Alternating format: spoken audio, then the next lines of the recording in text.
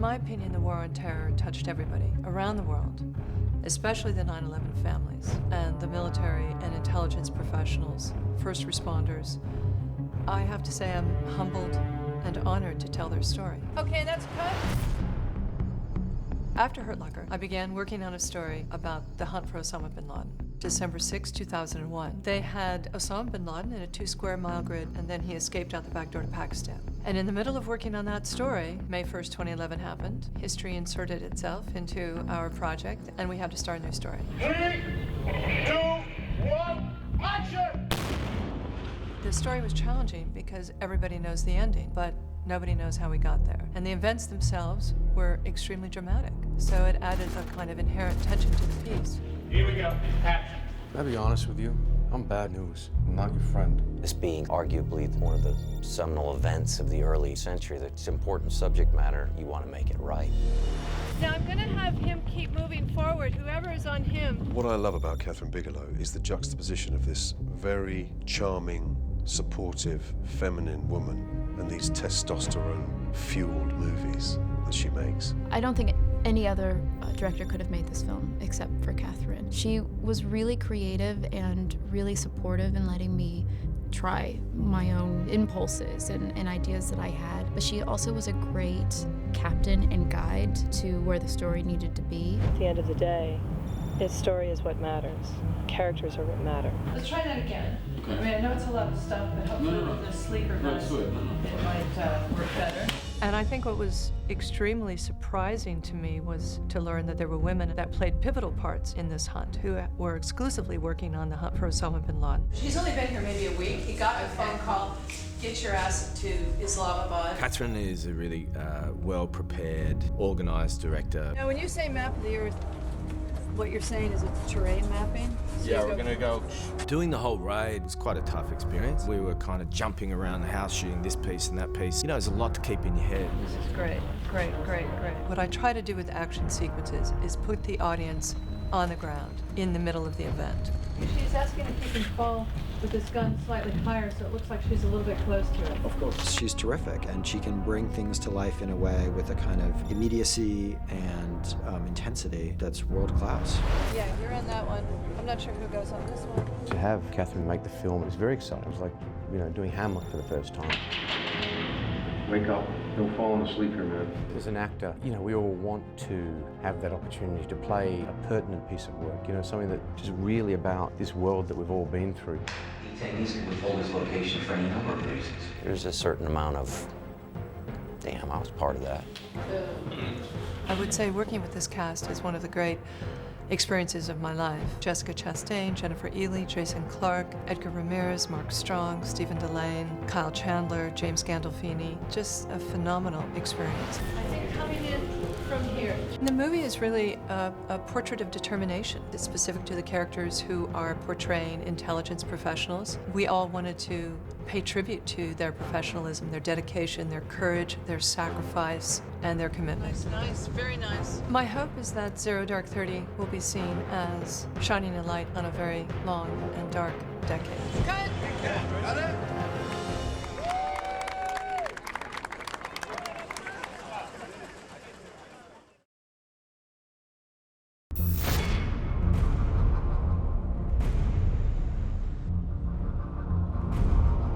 There are two narratives about the location of Osama bin Laden. The one that you're most familiar with is that UBL is hiding in a cave in the tribal areas. The second narrative, living in a city with multiple points of egress and entries, we've located an individual we believe is bin Laden's courier. He's living in a house in Abbottabad, Pakistan, and we assess that one of the other occupants of the house is UBL.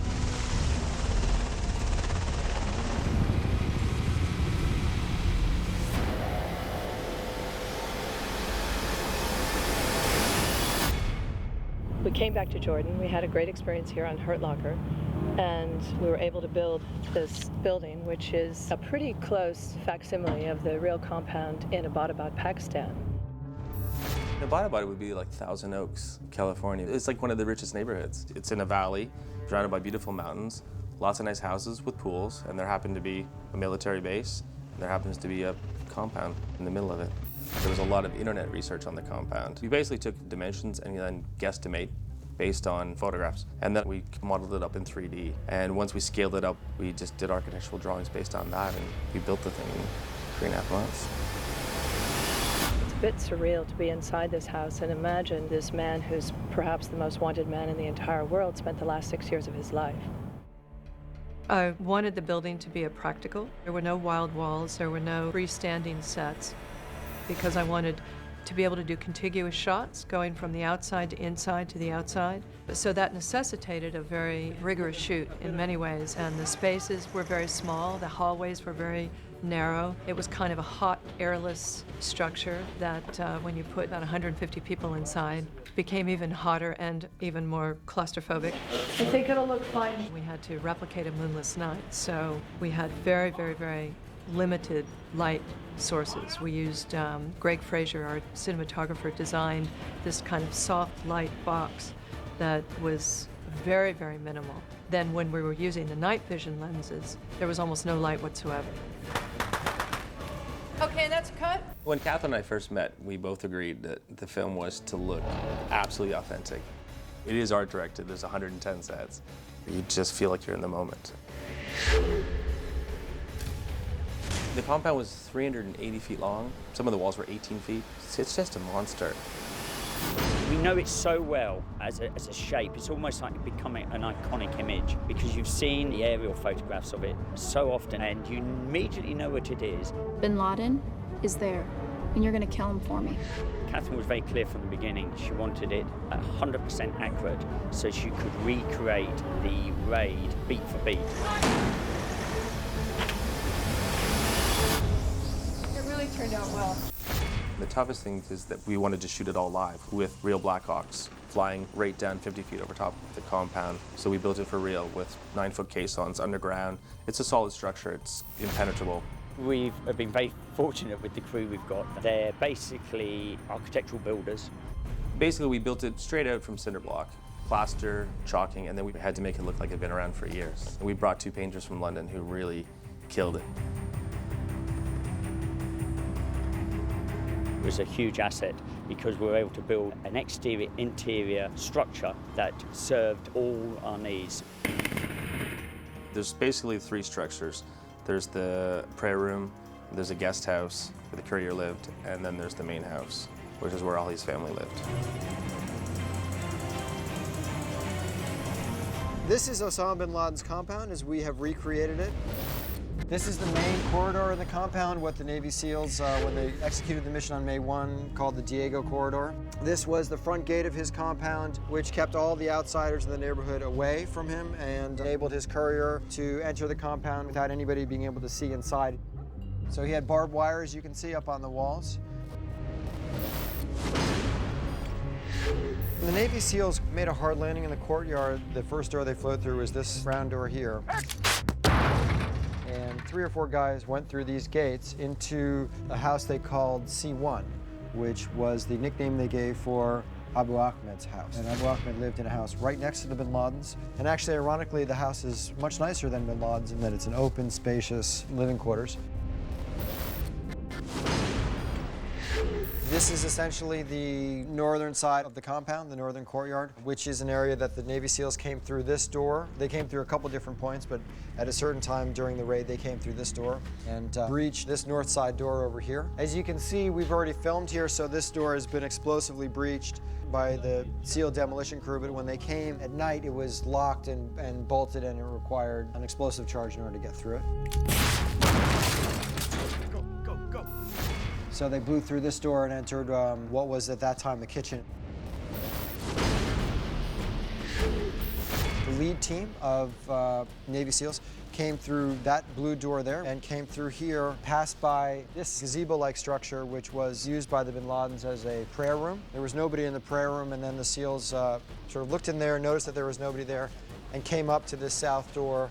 The south door, for reasons that nobody still knows to this day, was open on that night. And so they were able to enter bin Laden's house without actually having to blow up at the front door. Quite a lot of attention to detail here. The woodwork and the glass paneling, and again, all the painting is taken from the open source material that we were able to find.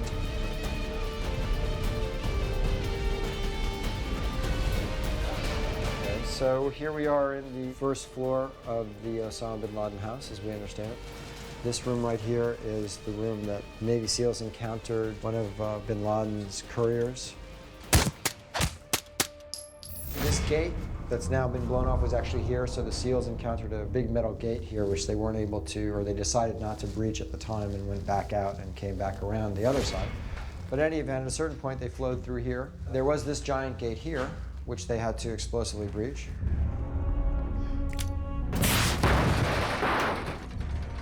Go, go!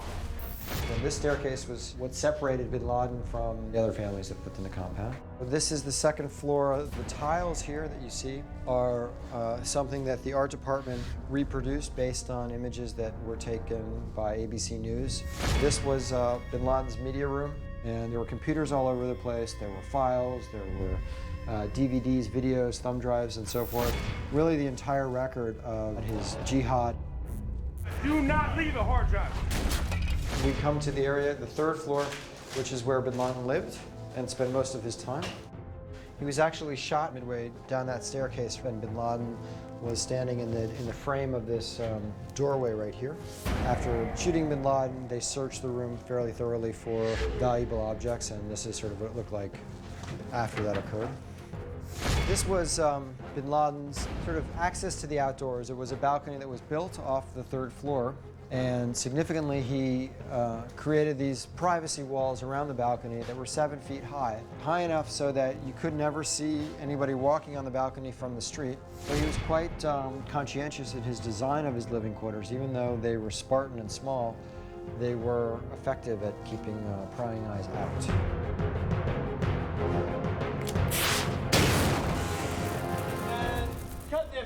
I remember walking through the compound with Catherine. I think it was when she finally first saw it done, and the two of us were just, it was haunting. Like you felt like there was a ghost.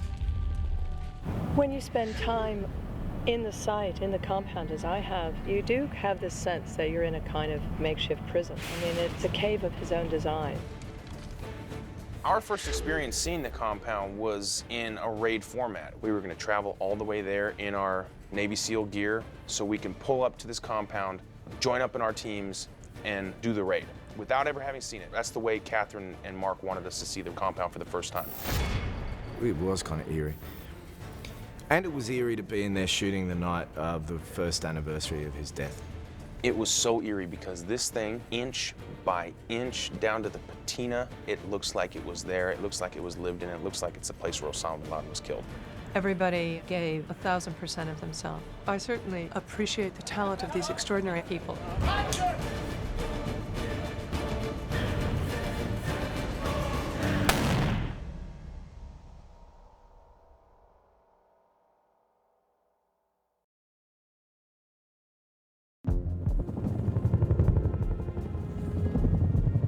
Stand by for doors open. Zero Dark 30 is a military term for 30 minutes past midnight. Eyes on target. Stay tight! That essentially means wait till it's dark enough to where no one can see you and then come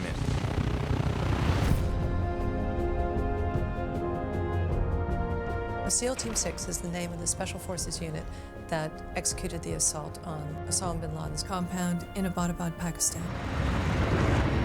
There's so much of that community that is obscure to the general public. I really looked at it as a tribute to those people on the operation who work in the shadows. And action! My interest as a filmmaker was to put the audience on the ground with those operatives, and then finally at the end of the movie with the assaulters themselves. This movie needed to look and feel very real. We did hire a number of military experts. Ex-Navy SEALs, Dev Group guys, and Tier 1 SAS guys to walk us through so we could see exactly how these guys do it. We'll start a run through. Right on. I spent 21 years in the SEAL teams. And my role is advising on the SEALs' authenticity, the way they move, the way they hold their guns, the things they would say, making sure that it looks real. Probably the top 3 guys Would always be there. Yeah. Okay, and that's a cut. I spent 10 years in the New Zealand military and special forces. I got the actors, I got stunt people, and military people. Took them on a pretty extensive exercise to get everybody to be able to work as a team. That piece there? Good to go. We're very fortunate. The team of SEALs that we've compiled here, both in soldiers, stuntmen, and actors, congealed very quickly and easily. Close your eyes. It was really a matter of trying to create a balance and a degree of authenticity. The soldiers bring to the team a credibility that also gives the actors a really kind of credible context within which to work. We went to this massive military training facility in Jordan. KSOT-C, which is King Abdullah Special Operations Training Center. This is a place where all the Tier 1 guys go and compete and train. State-of-the-art facility. Trained to use weapons. You're looking at the target, not closing one eye, you're not squinting. And trained to clear rooms and raid buildings. Getting together as a group, understanding each other, working together, looking after our own equipment. All the gear that we got to use was so amazing. SEAL Team 6, get the best equipment. We went through a lot of research to make sure that we were getting all of their equipment as close as we could to what they actually use. All the weapons we're using in this film are actual firearms down to the T, what the SEAL team used.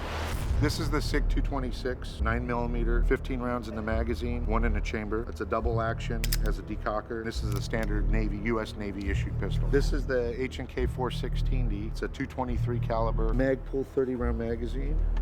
It's got a 10.5-inch barrel. It's got a silencer attached to the end. This here is an infrared laser. The only way you could see the laser is with night vision on.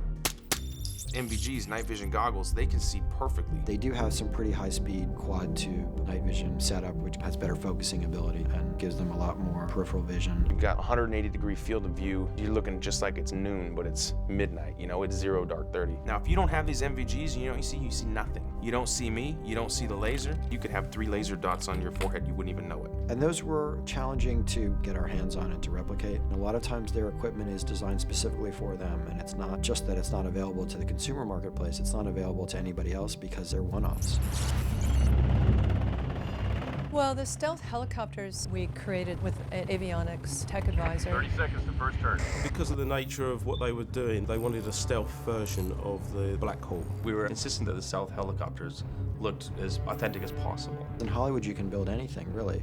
But the biggest challenge was to figure out what they looked like. Talk about classified information. Everybody knows that the stealth helicopters exist because the SEALs left a chunk of the tail behind. Arguably, you could extrapolate from the tail section that was left behind at the compound what the rest of the helicopter might have looked like. Using avionics experts, we basically built onto that tail section what might be the most logical conclusion for the stealth helicopter itself. There's a lot of discussion that goes on about what they should look like and how they should perform. We knew we could get the interior authentic, so it was just really the exterior. The infrastructure happens to be the Sikorsky helicopter, so we created the armature on the outside that was designed to defeat radar. The people that have seen the helicopter that have also seen the stealths have told me that we did a pretty good job. We made 2 because we had one that went on a gimbal that was hung from a crane, and then we had to blow one up. The one with the gimbal had a lot more metalwork in, you know, it had to be spec'd to have people inside. They looked the same on the outside, but not the same on the inside. Transporting them was probably harder than actually building them. Shipped them in 3 pieces, in containers, they took forever. Not a fun thing to get through customs into the Middle East. Black Hawk helicopters, stealths, that no one's ever seen. And they arrived and we got them to base and we got them mounted under a 200-ton crane, and that's how we shot it. I'll never complain about flying coach again after shooting the scenes we shot in those helicopters. It's hard enough to get 12 Navy SEALs in a helicopter with all their gear and guns, but we had 12 Navy SEALs plus 2 cameramen, plus 2 camera loaders and a cable guy, you know? And to know that they travel 4, 5, 6 hours like this, shoulder to shoulder, knee to back, just crunched together. We were sardines for a good week. Hey, Justin, what are you listening to? Tony Robbins. Tony Robbins, really? Because of the shape of the walls around the compound. There's a lot of updraft off these walls. The wind was going down, it was being channeled back up and then going back through the rotors, so it basically lost lift. We've lost power. They couldn't leave that helicopter in the hands of the enemy. Chopper 46, we are demoing 51. They put on these giant magnesium strips and just turned it into dust. I've never seen so much work go that quickly.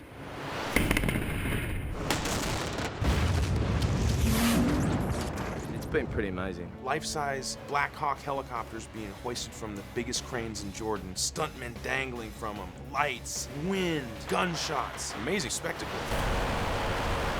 Steady. It's kind of like playing Army, except for they're filming it for a movie that is going to recount one of the historic war achievements in this century. Well done, Patrick. It's kind of a real privilege to depict one of these guys on screen. I have such admiration and respect for these guys, these Navy SEALs. It's important that we take real care and real concern to tell the truth about what happened. They don't do what they do so that we can make movies about it. They do what they do because it has to be done, and someone has to step up to do it. Hey, cut!